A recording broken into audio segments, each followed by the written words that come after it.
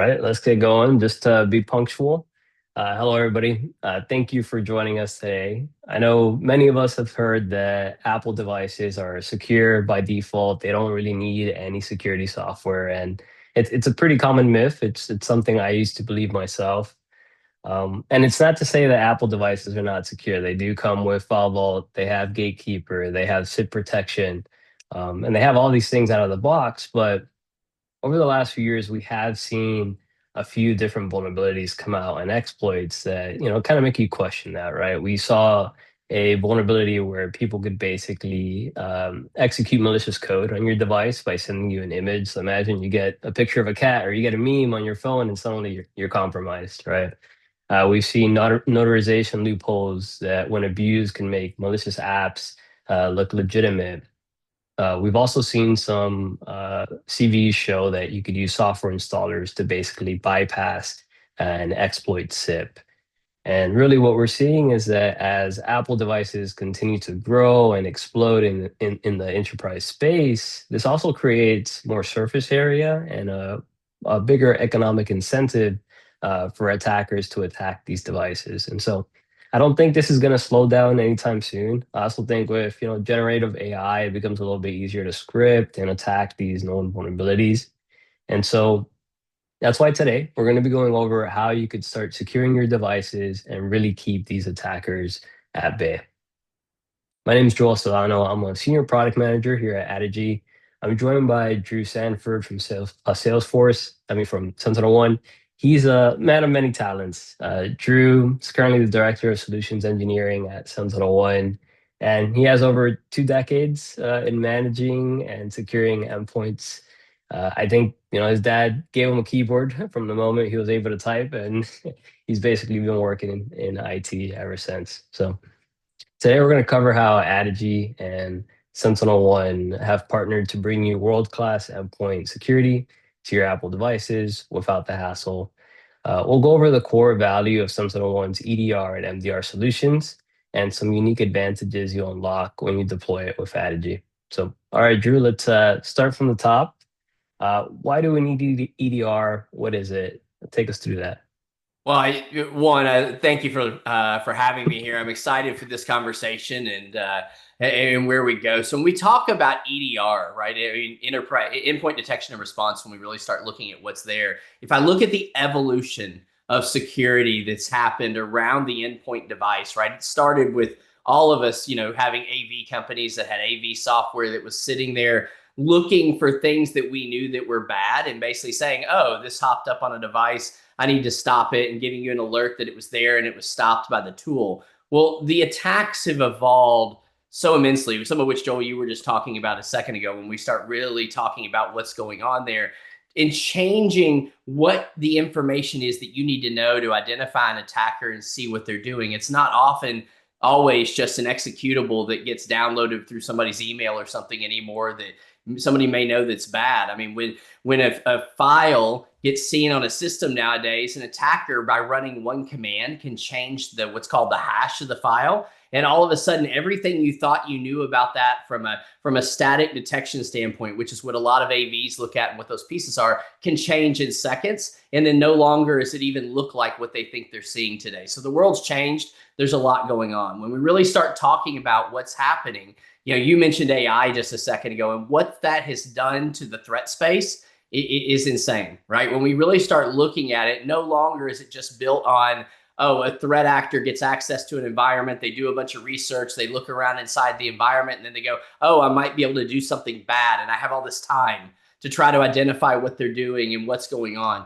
Because AI is now involved, once it gets in there, like you can look at attacks like Black Matter or different things that have been going on during the space, right? That once it gets access to an environment, all of a sudden this AI engine is looking at everything that's going on inside the environment, what's happening, and within moments, able to determine where the weak spots are, what it is, and shift how it attacks based on what it finds. So it's no longer just a static type of attack that happens. It's evolving to see what's going on inside the environment and what it finds. So we have to be able to respond at that same space. Then as we look at it, not only are we dealing with endpoints, we're dealing with people. I mean, how many of you know that, our biggest risk is people, right? Every day we do, I'm sure many of you with your customers do anti-phishing training, do security awareness training, all of that stuff to try to help evolve and level up your users. Well, all those users are attached electronically into identities, whether that be their username, whether that be things they use out on the web for their email, for different pieces. But we have all this additional information that's attached to that user. And when we look at attack types now, we don't just need to know what is physically happening on the endpoint, but how is it interacting with that user's identity and what's happening, because that now becomes part of the threat surface, part of the attack that can happen. And then lastly, as always happens, is we're looking all this, right? Just because there's these new attacks, just because there's all these new things, you don't get to go to your leadership and to different people and go, hey, these new things are happening. I need 50 new people to help me do this, right? You have to be able to scale and grow your ability and capabilities, but without necessarily doubling, tripling, quadrupling the number of people that you have inside it or that your customers have inside it. So it's so key that we're able to understand what's really going on and what's happening. So on the next slide, when we really kind of talk about what's going on from a detection standpoint and what SentinelOne is. SentinelOne, when we really start talking about the Apple ecosystem, right? A lot of providers out there, they do a little bit with the Apple ecosystem. They've got the Windows ecosystem that they're strong piece and where all that fits. That's not true for SentinelOne. SentinelOne has been engaged in working inside of the Apple ecosystem for well over 10 years, right? It's part of the core of what's been part of our agent and what that is for years as we go through it. And really, as we kind of dig into some of the key elements of what we're able to do inside that environment is, first of all, protect against malware. It's really basic. It's what's been going on for years, but we can't stop it because malware is still prolific. It's still out there. It's still the things that are driving a lot of like these basic attacks that are driving out to different pieces. And we have to just clear that noise off the table. Secondly, as I mentioned, we have to be able to see alerting from both the identities of the users as well as the endpoint. And SentinelOne is able to bring that down into one place where you're able to see all that inside of a single alert, inside of a single incident as you're looking at it and understand how the two are interacting with each other. The third piece is making sure that as we look at ransomware, we have to understand that it's not static anymore. Like I mentioned, it's also evolving through AI. So we have to look for types of attacks, model the attacks, have our own AI engine that's inside of our agent that's watching a lot of the activity that's happening and allowing us to evolve with the attack so that the agent can see what's happening, how it maybe shifts right when instead of going right where we would always think it would go, right? As it's trying to get around defenses and look for what's happening. The fourth thing is making sure that we arm with the ability both to hunt for additional data, because when an incident happens, right, it's not just what the first alert sees, it's what else is going on. What else could have been compromised? What are the other pieces? But then also to really get deep visibility into what's happening. If you think back to many of the tools, if I go back 5, 6, 7 years in kind of the endpoint space of protection, one of the real gaps that had is you would get an alert saying, hey, we saw this and we stopped it.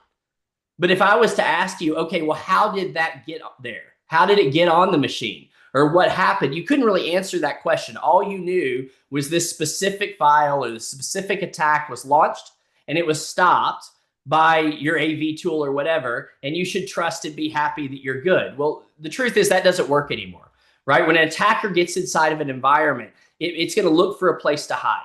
It's going to look for a place to launch its attacks that you maybe won't attribute back to where it came from. You've got to be able to get a lot more telemetry, a lot more understanding to what's happening inside your environment. Are there machines that are exposed and maybe the attack is coming from one of those, but you're seeing the attack on another machine, right? How's it laterally moving across the network and what's happening? All of that is so critical. You can't just get one piece of information and think you're done.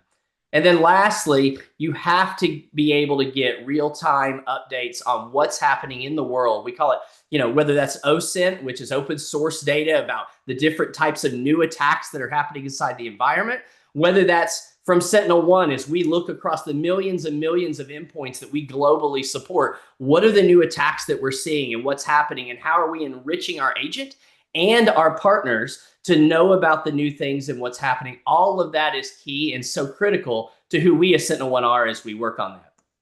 Now, when we look at what the capabilities are and what happens, just to bring it down, a few things, and I'm going to work from bottom right to top left. The first one is to be able to respond from an automatic standpoint here. How do I use the tool to be able to identify threats and be able to then kick off response actions right there? Maybe that response action is disconnecting a machine that we know that is at risk. Excuse me, maybe it's going in and remediating a threat. So we've seen that an attack has gotten on a machine. Maybe it's written things into the system to be able to cause an attack to restart every time a machine is rebooted or something like that. But being able to automatically remediate, pull those things back out through what's there, in many cases with a single click, right through the tooling.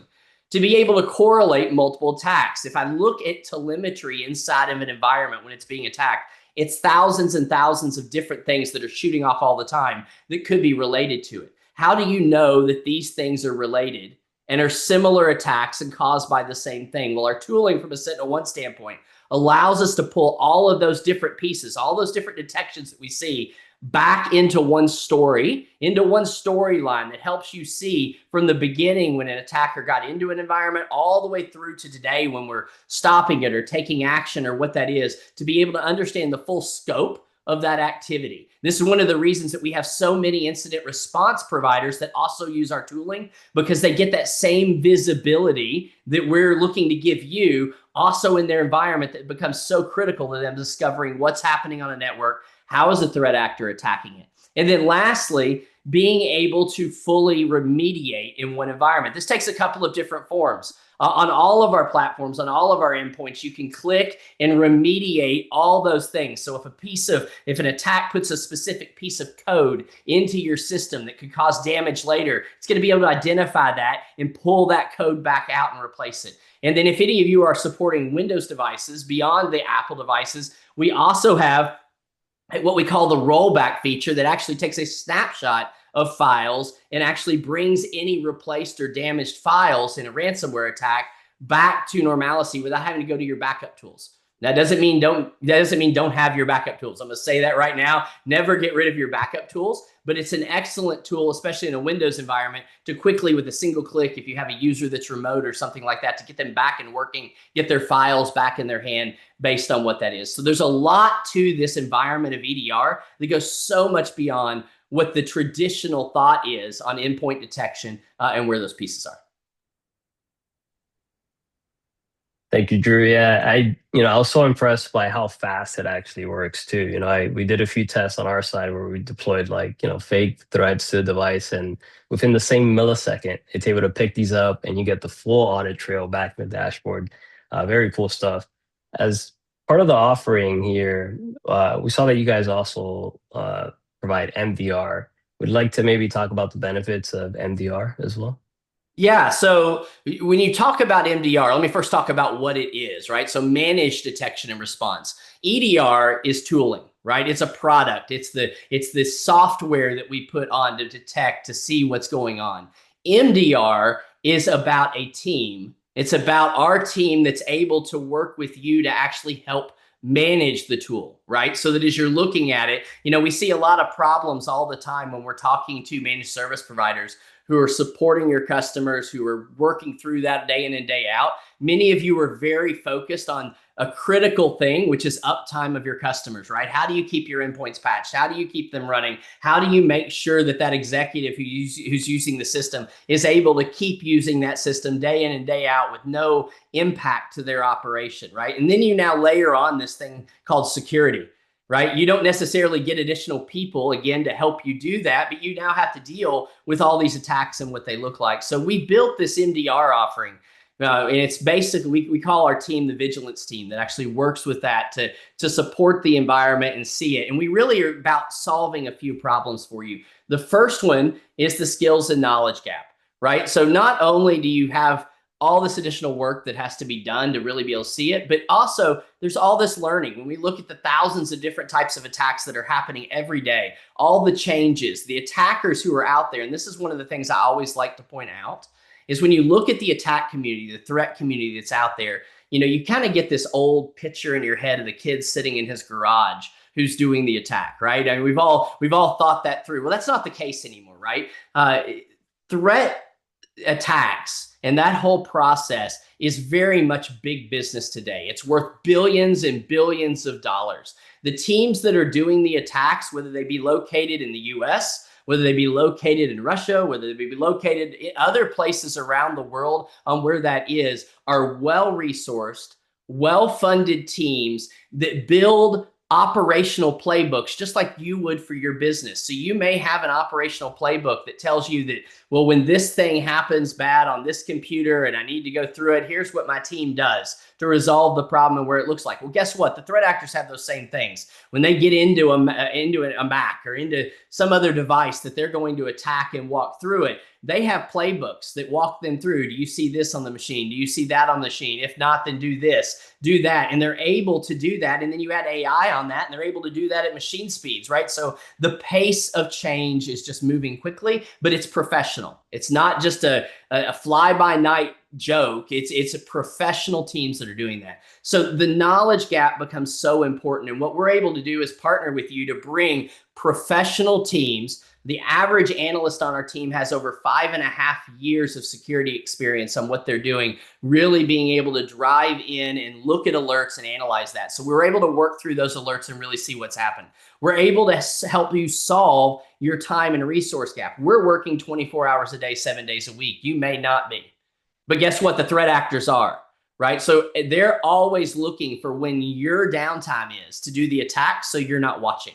Right? Well, we don't have a downtime. We're working 24 hours, 7 days a week, making sure we're eyes on to see what's happening, watching all of those alerts that are coming in, and then doing a few things, making decisions on how bad they are, taking action on your devices to help stop those attacks, or put blocks in place to buy time while we reach out to you if we need your assistance. Whatever those things are, we're there to be that resource. You don't have to worry about, well, hey, Joe, who was my engineer, left, and now I've got to bring somebody else in and train him. We're handling all that on the back end for you and then working with you to educate you and understand what's happening.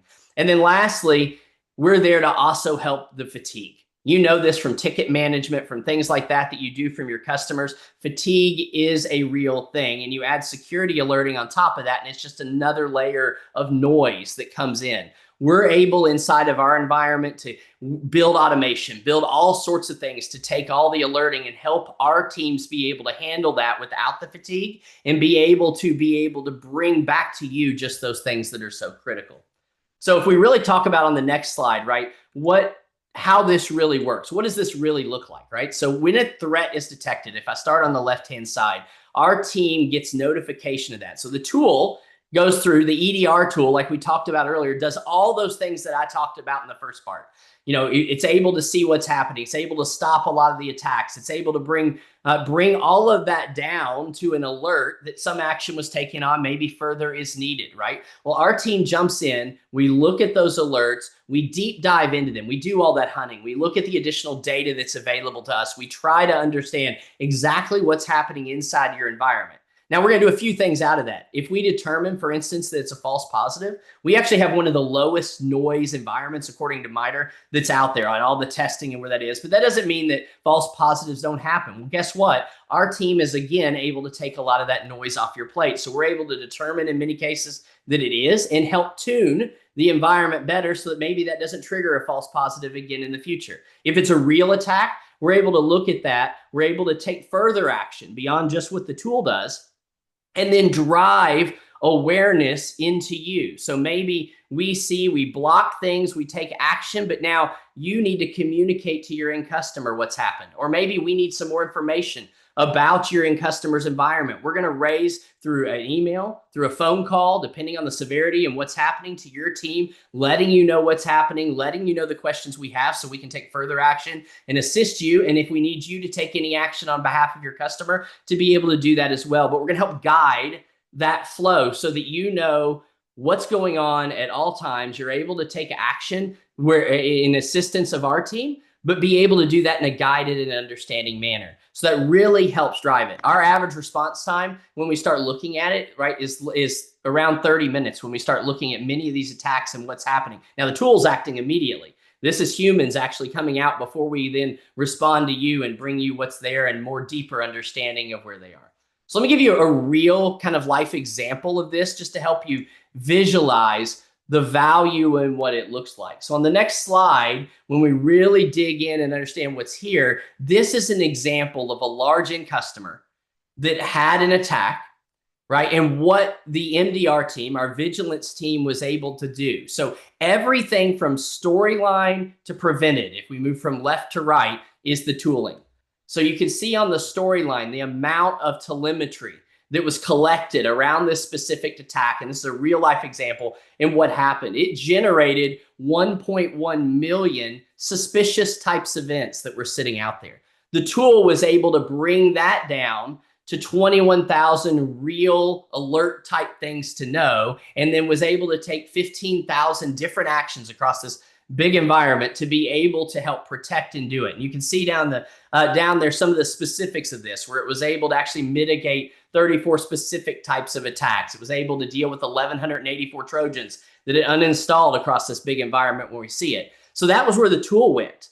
Well, now after that was done, vigilance, so our MDR team looked at the remainder of what was there, the rest of those alerts, and really dug in and understood that there were, in this case, 6,200 additional actions that they needed to trigger and walk through. It took them an average of 7.2 minutes to do all this. So amazing when you start seeing it, but they were able to take these further actions to protect the environment. If you didn't have the MDR team, right, that's stuff that your team would have needed to know how to do, to understand, to walk through, to make the decisions. Our team was able to do this for this specific customer and help protect that. And ultimately, out of all that, across all these billions of pieces of information, all of that, only 32 specific alerts were escalated to our partner to say, hey, we need some more information to take these additional steps. So you look at the amount of information, which is amazing because you have to have that to understand what's happening.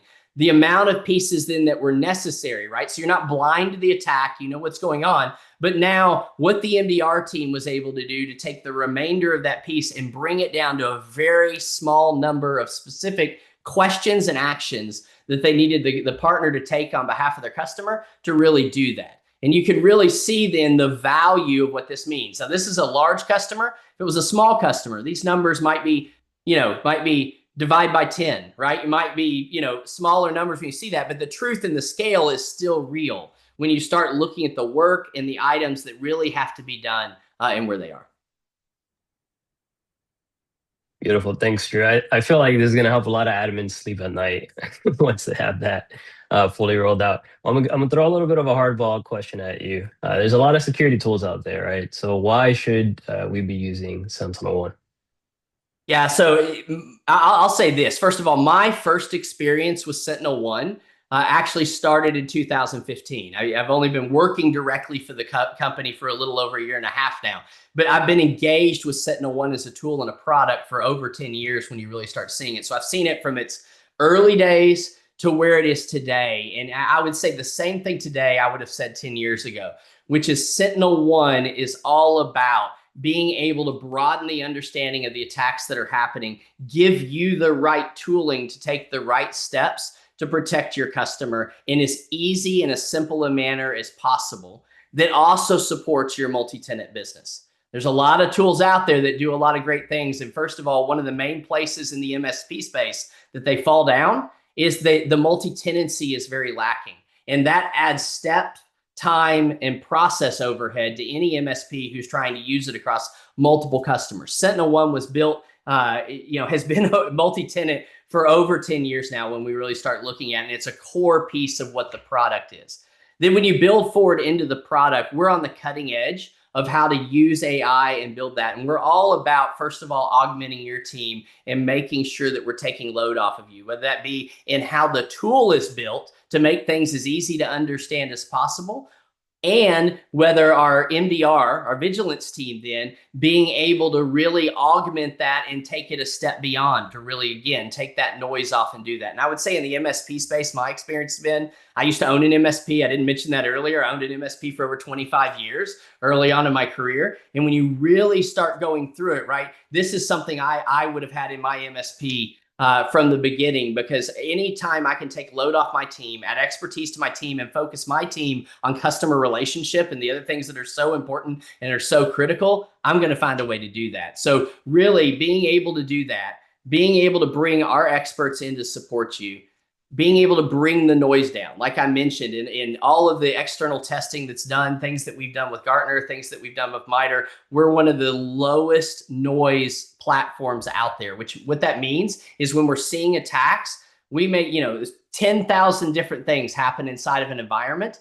We're going to generate less alerts that are directed to specifically what you need to do than any other platform out there as we really start digging into it. We have 24/7 coverage for you, which again is a gap for many small MSPs that are starting to work. How do you staff the gap? Because again, you can't say I shut down at 9 o'clock at night and we'll get back to it in the morning if the attacker is working from 9 o'clock at night till 6 o'clock in the morning, right? So you have to have eyes on or doing that, and really about providing that peace of mind. And then lastly, our teams have been working with MSPs, just like many of you, for over a decade. We understand your business, understand what it means to have to support an end customer, whether that be a small, medium business or a larger business, and we know how to speak your language. And that again is a real time savings when you get into a conversation around a real threat. Wonderful. Thank you very much for that. Actually, the multi-tenant piece is a great segue into what I'm going to talk about here, which is really how Addigy and SentinelOne work together, right? Where Addigy is built for multi-tenancy. It's why MSPs love using Addigy. But I'm going to talk on three specific points, which I think are the core values of the Addigy and SentinelOne integration. The first being how easy it is to deploy SentinelOne. You really do save 90% of the time it would take if you were deploying it standalone. We're going to go into details on that. CV remediation. S1 does a great job at doing the vulnerability scanning. And when you combine that with Addigy's pre-built apps, you get a lot of value. And then the third thing is really just the combined value of SentinelOne within the security suite and the different tools that you have in there. So jumping into that ease of deployment, I'm sure a lot of the people on this call know the pain of deploying security software on Apple devices. You have to get those MDM profiles out there, whether it's a system extension, it's a full disk access for PPPC or web content filters. You need to do this because if you don't, what's going to happen is that you're going to push out the software. Your end user is going to get all these pop-ups, right? They might be in the middle of a call or a meeting. Now they're annoyed. They're going to submit a ticket. Or they might get scared. Some of these pop-ups do look pretty scary. They're asking for access to pieces of your device. And if you don't know what it is, you're probably going to go ahead and close that pop-up because you don't want to approve something that you're not really sure of. And so when you don't properly deploy those MDM profiles, the software just doesn't work. It doesn't have access to what it needs to do its job. And so that's really just the first piece. The second part is the scripting components that come with pushing out something like SentinelOne. You do have to map it to these sites. That requires a site token. Now, if you're an MSP and you have a lot of clients, that means managing and juggling a lot of different tokens. If you're internal IT, you might have multiple departments and you want to put them on a different site to give them different policies, right? And so the more site tokens you have, the more complex that script gets because you don't want to mix those up. So needless to say, the process could be cumbersome. It's prone to errors. And if you don't do it right and you don't orchestrate it right, it leads to some upset users. And ultimately, it leads to some upset admins alike. And so what we've been able to do with the Addigy and SentinelOne integration is basically automate that whole process for you. You don't have to worry about building the software packages and juggling tokens.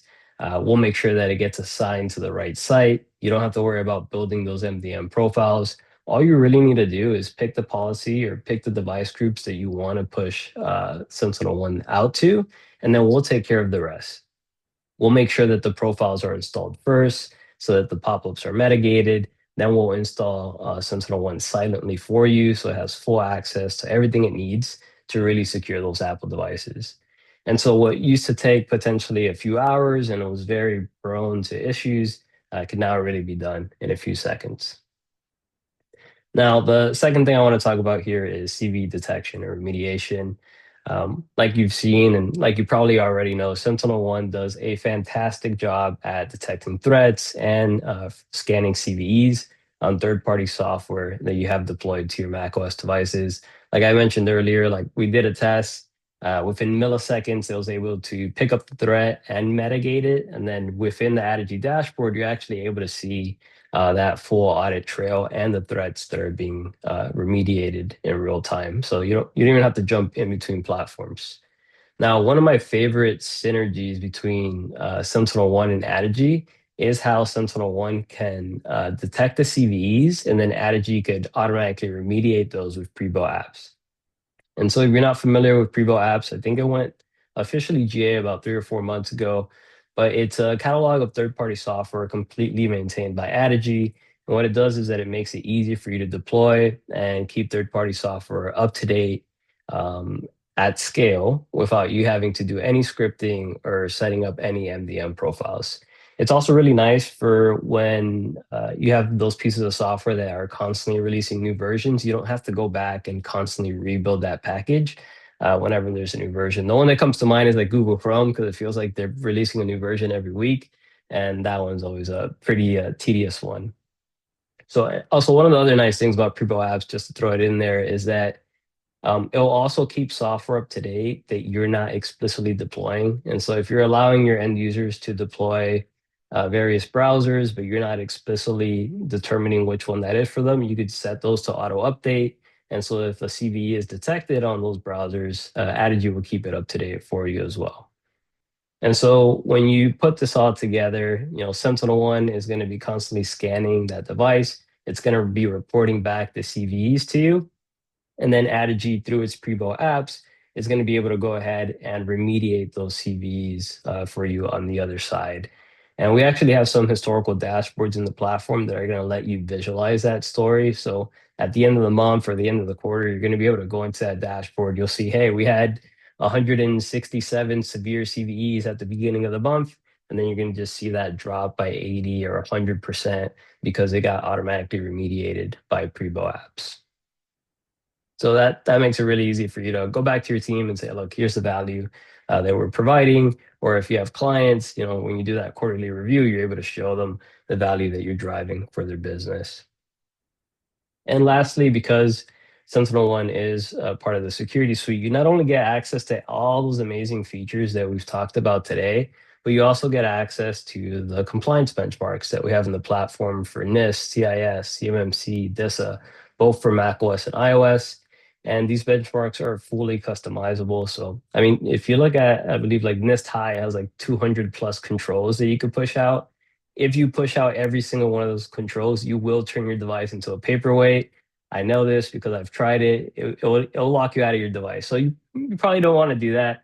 But what we let you do is that you could clone these benchmarks. You could pick the controls that you want to use, almost using them like Lego pieces, and you could build a compliance benchmark that makes sense for your organization. You don't have to write all the monitoring items. You don't have to write all the remediation. You get all that stuff out of the box and super easy to use. Then once you're deploying that compliance benchmark to those devices, you're going to get back that status. Are they passing yes or no? If you're using intra-conditional access, you also can integrate with that. And so you're going to be able to send that status over and then determine if that user has access to various corporate data depending on the compliance status of their device. And so another nice little tidbit there is that we do show that compliance status inside of the self-service component so the end user can see if they're passing or failing. And if they're failing, they'll also be able to see why they're failing, which is really nice because sometimes they could kind of go in there and remediate it themselves. And lastly, we also have the compliance dashboards as part of this. So this is just going to give you a high level overview on how you're doing in compliance, what percentage of our devices are currently compliant across various benchmarks. And you're going to be able to break this out, not only see like your whole organization, but you could break it out per policy, per department, per client, and you could create these individual reports. When you look at these, you'll be able to see if your compliance is 100% or if there's some drift, and you'll actually be able to see like what day that drift happened, making it easy to go back and basically remediate that and secure your devices. And so when you combine the power of Addigy's real-time device management, compliance benchmarks, conditional access, and then SentinelOne's powerful EDR and MDR solution, managing and securing your devices goes from being this like tedious, scary, and cumbersome task to really the seamless experience that enables you to sleep soundly. And, even if you're managing thousands of devices, right? So now, the team does have a quick poll out here. Um, I think it went out. Yep, it looks like it's live. So if you're interested in learning more about how to secure your environment with these solutions, we're more than happy to jump on, give you a personal walkthrough of the security suite, SentinelOne, just so it meets your exact organizational needs. And if you're somebody who likes to tinker, I personally like to tinker and try things out for myself. If you have the owner permission inside of your Addigy organization, on the left-hand side on the navigation bar, you're going to see a security button. Press that. You're going to be able to start a 14-day free trial of Security Suite right now. You're going to be able to jump in there. You'll be able to try the ease of deployment. You'll get the CVE scanning and all the other goodies like MDR that we talked about today. So feel free to try that out. You can do it right now, during this call, after this call, it doesn't matter. Once you start tinkering in there, you could also reach out to us if you have any questions. We'll be happy to answer those for you. So I think the poll is out. We'll let that hang there for a minute or two. And then I'll just jump in here and see if there's any Q&A for us, Drew, that we could answer.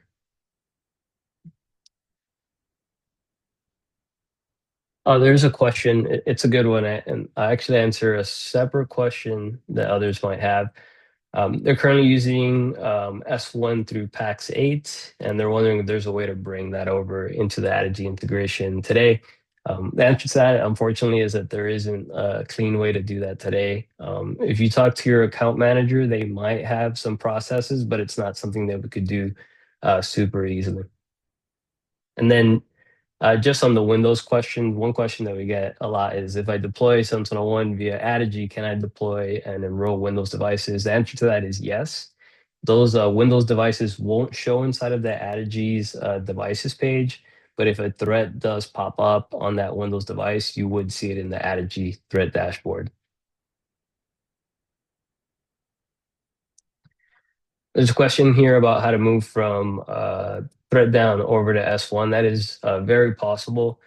We can help you do that if that's something you're interested in doing. I guess my recommendation would be like, try out the free trial, see if that's something that fits for you. I think you'll love it personally, and then our team could help facilitate that whole process for you. All right. Well, I think we could probably close out that poll now. Probably good there. Let me see if there's anybody else here. There's questions about pricing. The security suite is part of so the SentinelOne is part of the security suite. I believe so I'm a product manager, I'm not the sales guy, so forgive me on this. I think it starts at potentially 8 per agent, and it is per seat. Yeah.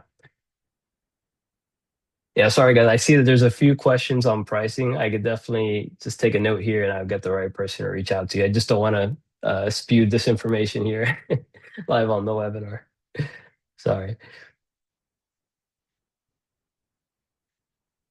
Well, do we have any other questions here?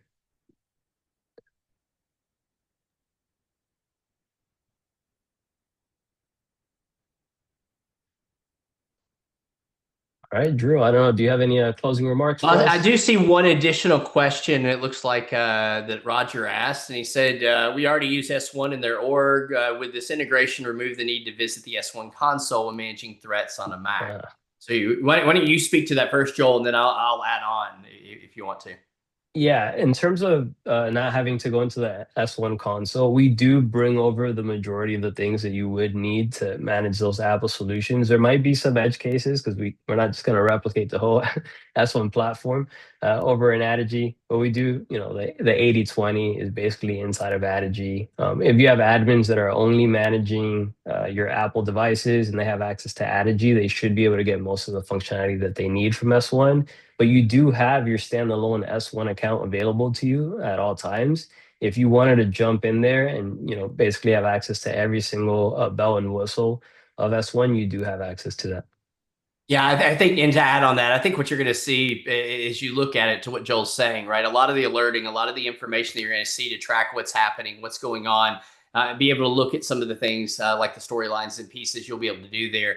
As if you have an active incident that's happening, you're probably going to find some use cases to dig in, be able to look at some of the deep visibility, some of the deeper things. Maybe if you're working with our vigilance team to dig in and understand deeper into an active incident that's happening, there will be reasons probably to jump into the full environment. But just on the day-to-day use cases of what's there, you're going to be able to do a lot of that straight inside the Addigy environment. Yep. Also, I didn't see that question. It was in the chat. Thank you for catching that. All right, cool. Well, if we don't have any questions, guys, you could always reach out to me personally at joel@addigy.com in case you do have any questions as you begin to tinker and play around with this. Or you can reach out to product@addigy.com as well. We're always happy to help you guys. If you're already using this and you have feedback for us, please send that over. We're constantly iterating on the integration. We're always, ears open, looking to improve the experience for everybody. So thank you everybody for joining today, and I hope you guys have a fantastic day. There's actually a webinar tomorrow. If you're an Addigy customer, there's the League of Champions, so please tune into that, and I may see you there as well. Take care, everybody. Bye-bye.